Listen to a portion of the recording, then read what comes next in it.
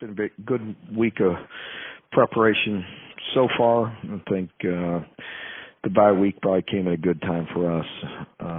We had a lot of guys that needed some rest, and obviously you need to be at 100%. You need to have your legs up underneath you and be able to play fast to keep up with a team that is playing as well as Tennessee is right now. So we know it'll be a very big challenge in going on the road in a loud and hostile environment against a team that is playing exceptionally well, very well coached in all areas, and playing very fast. And so we've had a good week and a half or so. Last week we spent time working on ourselves and trying to get better in the areas where we're falling short, and trying to improve and continue the areas where we're playing well, and then also take some time on Tennessee. And again, we've had a good week so far, and looking forward to finishing up this prep and getting on the road and heading down there for a big SEC game.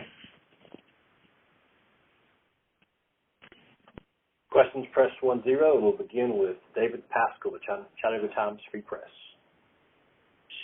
Hey, Mark, I figure 10 years is a pretty good gauge. Do you hear more from fans about this game or the Louisville game? Which game do you hear more about, or have you heard more about during your time at Kentucky? Yeah, I think it just because of where we're located, of course, you hear more about Louisville. We live in the same state, and they're an hour away, and so I think that's just definitely something that you hear more about.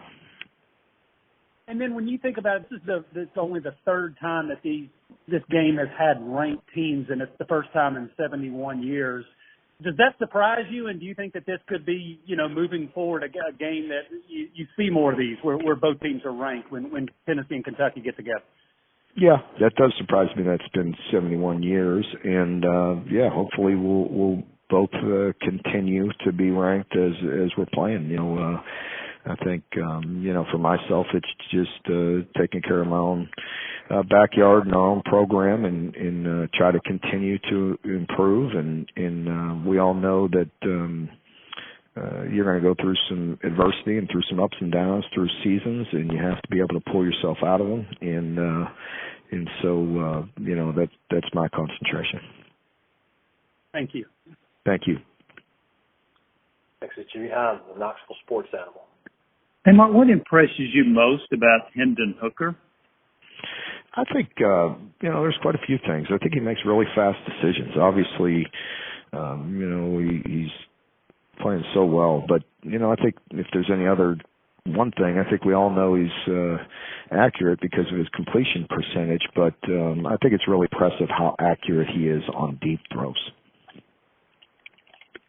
Also, when you play Tennessee, is time of possession irrelevant? I guess I'm thinking about last year. Yeah. I think last year's a perfect example of, it's not the end-all, be-all. I mean, it never is. I mean, we are a methodical team anyway. I think, all you got to do is look at the statistics, not only when we play Tennessee, when we play anybody. So that's just kind of who we are. It's our style.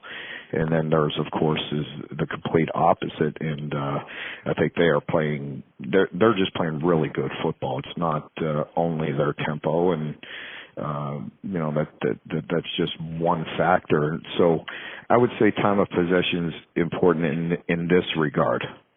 We can't go 3 and out, and we can't not be successful on third down to be successful in this game. Thank you. Yep. Next, we'll go to AP Status on WHEP.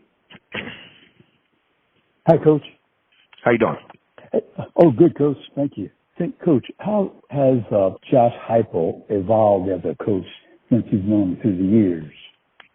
I'm not sure. I'm prepared to answer that. I mean, I think it's not. I only face him once a year, and didn't compete against him when he was at Central Florida, but I could go back when he was a coordinator at Missouri and compete against him there, but always difficult. to defend, and have been since the times I played against him. So, obviously he's having a terrific year, and you could see the improvement he made immediately with him last year. So just, from a person watching him from a distance, and of course being in our league and seeing a lot of tape, on all sides, just a very good football team, and he's done a really good job, and so deserves all the credit that he's getting right now.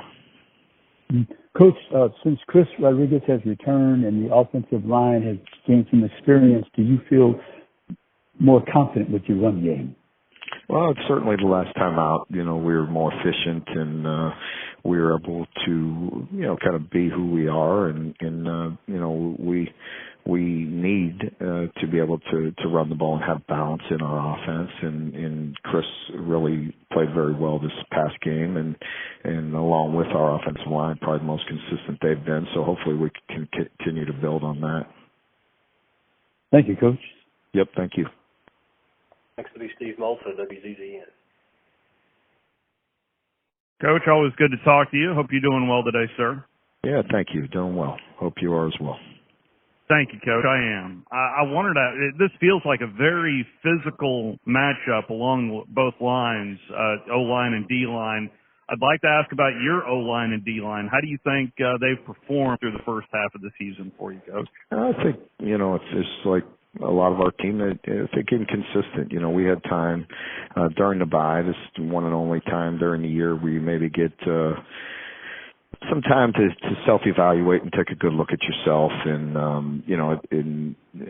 we've done some very good things at times, but, we've underperformed as well, so I think consistency is the key, and we need to continue to improve here. And with the kind of offense that Coach Heupel runs, really spreading you out from sideline to sideline, what kind of challenges in particular spreading you out causes a defense, Coach?